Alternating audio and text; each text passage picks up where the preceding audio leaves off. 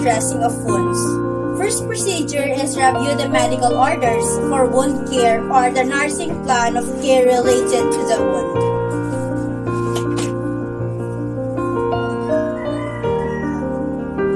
After reviewing it is gathered all necessary supplies and bring it to the bedstand or over the bed table. And I gathered it na. So let's proceed to another step is the identify the patient and explain what are you going to do and why are you going to do it to your patient. Good morning, sir. I'm your student nurse for today. I'm Liza Tringan from Medical Colleges of Northern Philippines. Nandito po ako, sir, to look your wounds, sir, and check po kung may pagbabago, sir, or may mga sakit pa po. Okay po, sir. Thank you po. And then, let's proceed to the next step is the assess the patient for the possible need for the pharmacologic pain reducing intervention or analgesic medication before wound care dressing change. And administer appropriate prescribed analgesic, allow enough time for analgesic to achieve its effectiveness. And then after that is perform the hand hygiene.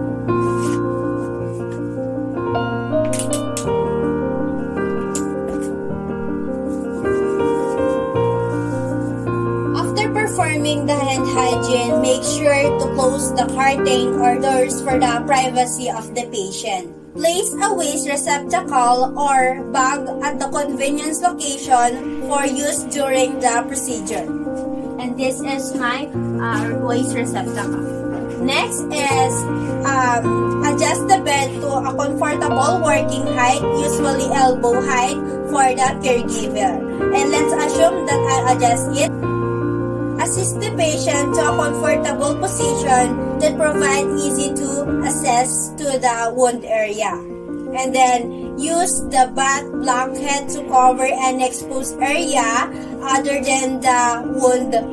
Place the waterproof pad under the wound site. So I will assist the patient and put the pad.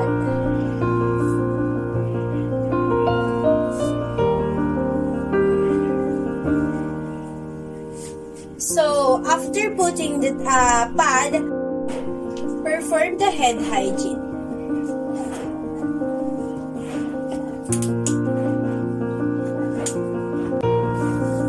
Then after that is put on clean gloves and appropriate PPE if necessary and if possible.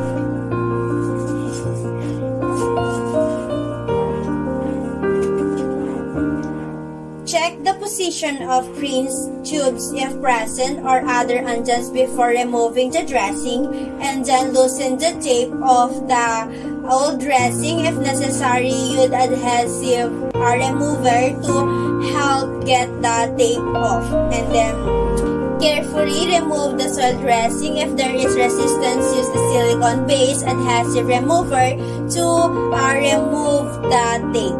And then remove it.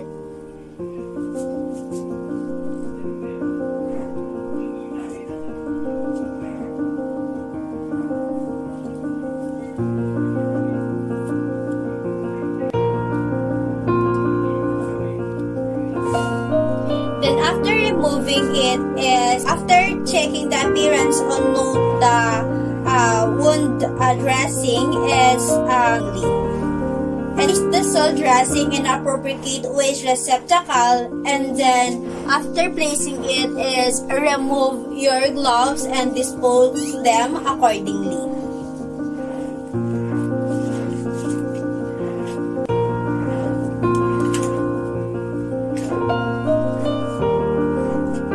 Inspect the wound site for size, appearance, and drainage. Assess if any pain is present, and then check the status and note any problems to include in your document. Sir, masakit pa po ba dito part? Okay po. So, after that is using the sterile technique, prepare a sterile work area and open the needed supplies, open the sterile cleaning solution depending on the amount cleaning needed.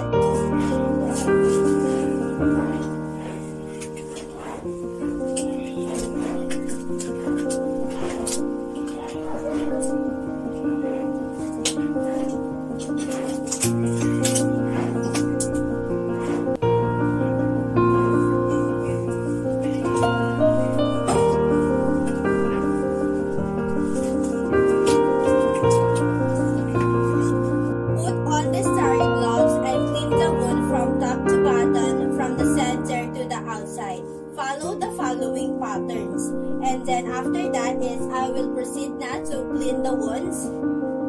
I will put first the waste receptacle.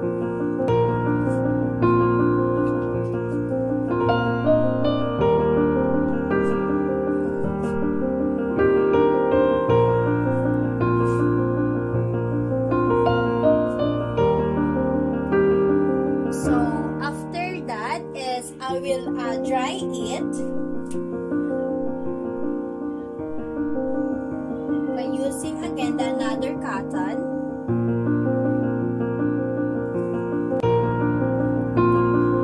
Then after drying the wound is apply the ointment, perform other treatment as ordered.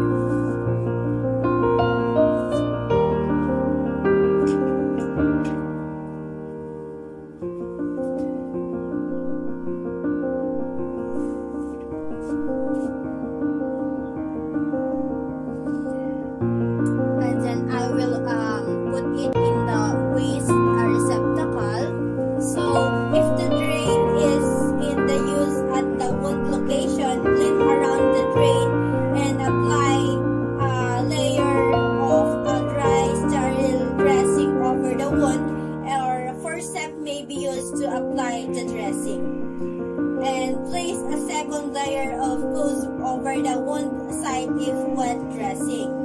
So I use the dry gauze and put it in the wound. After that is remove and discard the gloves.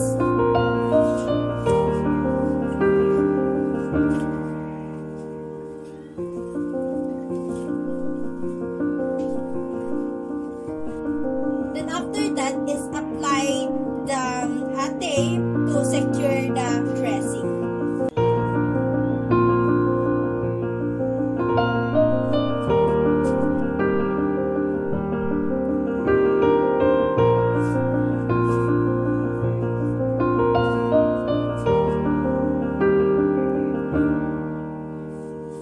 After doing all things is remove all the remaining equipments, place the patient in a comfortable position and with the side rails up and the bed in the lower position. And let's assume that I will do the side rails and assist the patient in a lowering position, and the patient must be in a comfortable position. Then after that, record the date and time and document the procedure that I performed.